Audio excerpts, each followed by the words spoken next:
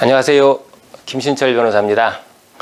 개인회생을 진행하다 보면 조건부 인가결정이 나오기도 하는데요. 오늘은 어떤 경우에 조건부 인가결정이 나오는지 알려드리겠습니다.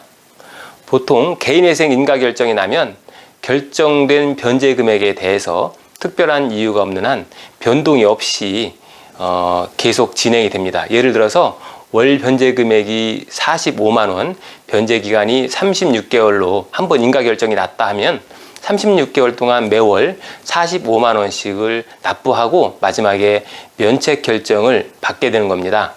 자, 그런데 개인회생 신청 시점에는 낮은 급여로 소득신고를 하고 낮은 금액으로 인가결정을 받은 후에 곧바로 다른 곳으로 이직해서 고소득을 얻는 방법으로 개인회생 제도를 악용하는 사례가 가끔 발생하다 보니까 법원에서도 이제는 조건을 걸어 인가결정을 해주는 사례가 늘고 있습니다.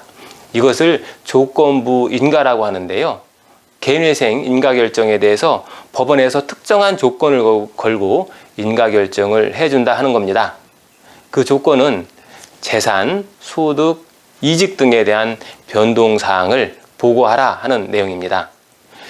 제 기억으로는 인천지방법원에서 이런 조건부 인가를 통해서 사건을 처음으로 진행하기 시작한 이후에 수원지방법원, 서울회생법원, 대전지방법원으로 이렇게 확대가 되었고 현재는 대부분의 법원에서 이 조건부 인가 제도를 이용하고 있습니다. 그런데 조건부 인가 결정을 받는 사건을 보면은 대개는 최근에 취업을 한 분들에게 많이 인가 결정이 나옵니다. 최근에 취업을 한 분들은 모두 다 그런 것은 아니겠지만 일부가 개인회생 변제금을 낮출 목적으로 급여가 낮은 곳에 일시적으로 취업을 했다가 개인회생 인가 결정이 나면 다시 소득이 높은 직장으로 이직을 한다든지 또 아는 지인의 사업장에 근무하는 것처럼 일시적으로 서류를 만들어 놓고 개인회생을 진행하는 경우가 있습니다. 그래서 이런 편법 신청을 막기 위해서 법원에서 조건부 인가 결정을 하는데요. 법원이 조건부 인가에서 요구하는 보정 내용은 주로 재산과 소득에 관한 내용입니다.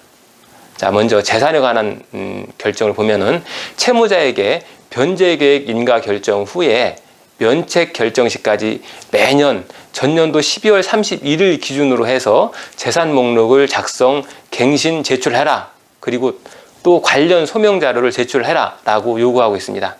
이때 새롭게 취득한 재산이 있다면 당연히 그 자금의 출처도 밝혀야 되겠죠.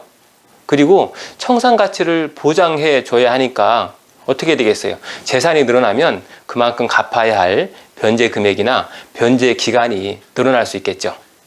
자, 그 다음에 소득에 관한 것을 보면은 이 소득에 대한 변동사항 역시 신고를 하도록 요구하고 있습니다. 채무자는 변제 계획 인가 결정 후에 매년 7월 1일부터 7월 31일까지 사이에 채무자와 그 배우자에 대한 전년도 소득금액 증명원과 근로소득 원천징수 영수증 그리고 최근 1년간의 국민연금 산정용 가입내역 확인서 이런 서류들을 제출하도록 요구하고 있습니다. 만약에 채무자가 4대 보험이 적용되지 않는 직장에 근무한다면 통장거래 내역서와 사업주로부터 발급받는 급여 확인서 이런 문서의 제출을 요구하고 있습니다. 그 결과로 만약에 개인회생 신청 당시에 신고된 소득보다 20% 이상의 소득이 증가하게 되는 경우가 발생하면은 그 증가된 만큼 매월 변제 금액을 소급 적용해서 늘려야 합니다. 만약에 제가 앞서 설명드린 이런 재산의 변동 상황이라든지 소득의 변동 상황에 관한 재산 목록, 소득 금액 증명원 이런 자료들을 제때 제대로 제출하지 않을 경우에는 법원에 의해서 개인회생 절차가 폐지될 수도 있기 때문에 채무자의 입장에서는 굉장히 부담이 되는 제도가 되겠습니다. 자, 시간이 흐를수록 이 개인회생 사건 심사 기준이 점점 까다로워지고 있습니다. 그렇기 때문에 개인회생 사건 경험이 풍부한 전문 변호사의 도움을 받고 사건을 진행하시는 것이 좋겠습니다. 오늘은 법원의 조건부 인가에 대해서 알아봤습니다. 다음 시간에 다시 찾아뵙겠습니다. 김신철 변호사였습니다. 감사합니다.